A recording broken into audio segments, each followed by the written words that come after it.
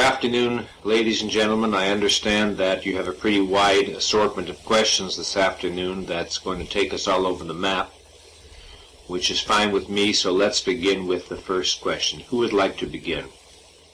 Dr. Branden, what is it that makes a personality a personality? Well, I understand by the concept of personality those distinctive psychological traits and characteristics which differentiate one person from another. Those features of a person's psychology manifested in speech, in behavior, in manner of moving, in manner of speaking, in emotional rhythm, which make one person uniquely himself and differentiate him from everyone else. So when you ask me what makes this, then I would say a combination of factors make it. There are almost certainly genetic factors at the basis. I'm quite convinced that at least some of the differences among people in personality are genetic. Perhaps the most striking factor is an individual's own attitudes, his own values, his own ideas, his own learned habits, his own learned responses, his own particular solutions that he has originated or developed in response to the various problems that life sets him from childhood. Now, he has to develop his solution, shall we say, on the basis of his knowledge, on the basis of material available to him, and in part upon the basis of his genetic inheritance, the raw material that he has to build with.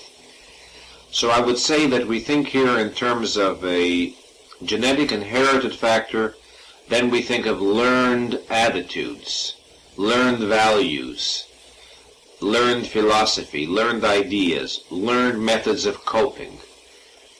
And the distinctive combination of all of these factors is what results in any given individual's unique personality. Can the changes a person makes in therapy be of a permanent nature if he does not have a full intellectual understanding of the problems that brought him to therapy? Most emphatically, yes. First of all, it's doubtful whether or not anyone has a, quote, full intellectual understanding of the problems that brought him to therapy, unquote, for the very simple reason that we continue to grow in our understanding of how problems develop and originate. If we had to wait before we could change until we had a, quote, full intellectual understanding, unquote, I'm afraid none of us would be changing.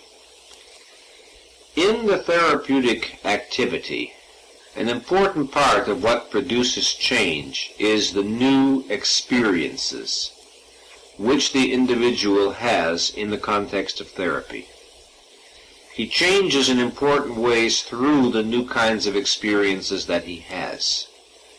And one of the tasks of a therapist is to, in effect, devise situations and set up contexts in which growth-inducing experiences can happen. I'm not denying that the intellectual understanding of how the problems came to be is important. It's by no means number one on the list, and I have seen quite remarkable changes take place in people without a good deal of understanding of what produces the changes. You know, that's a point of some controversy in psychotherapy. What is it that produces the change? Therapists have great differences among themselves as to what it is that takes place in the transaction between therapist and client that produces success, growth, or improvement or change when this does in fact take place. And what's very interesting is that studies have been done where therapists would be asked to offer what they believe are the reasons why their clients changed or improved, and then the same clients were asked to give their view of why they changed or improved, and often there are very interesting differences between the therapist's views and the client's views of what produced the change. Sometimes perhaps something very small or innocuous from the therapist's point of view can happen, yet it can have immense meaning in the life of the client. The point I'm trying to make is that the question of how change occurs in psychotherapy is an immensely complex one, certainly an immensely interesting one. I have a lot of convictions on that subject, but what I do want to say is that sometimes problems can be solved and solved permanently, specifically when we're thinking of, shall we say, symptom removal, without the client necessarily having a deep intellectual understanding of the whole process by which the problems form. Other times that understanding is much more therapeutically important in terms of the outcome. But it would be false to say as a general rule, I mean demonstrably false, completely contrary to experience, that unless an individual has a full intellectual understanding, why then the change or the improvement cannot be permanent. The facts simply refute such a supposition. Yes? In your review of the book, The Female Orgasm, you stated that a woman's orgasmic capacity is not necessarily related to her mental health. Could you elaborate on this? Certainly. For a long time, psychologists and psychiatrists and marriage counselors took it for granted that if a woman was neurotic, she was less likely to be able to have the orgasmic response than if she were more psychologically healthy. Or turning it around, they believed that if a woman were psychologically healthy, she would be more likely to have an orgasmic response than if she were neurotic. Except that nobody ever tested that hypothesis. They just took it as an assumption, an article of faith. So, studies were done, which the book reports, in which they tested women according to every kind of test they could think of, by which one might gauge degree of neuroticism or degree of mental health. And they found absolutely no correlation in these studies between orgasmic capacity and mental health.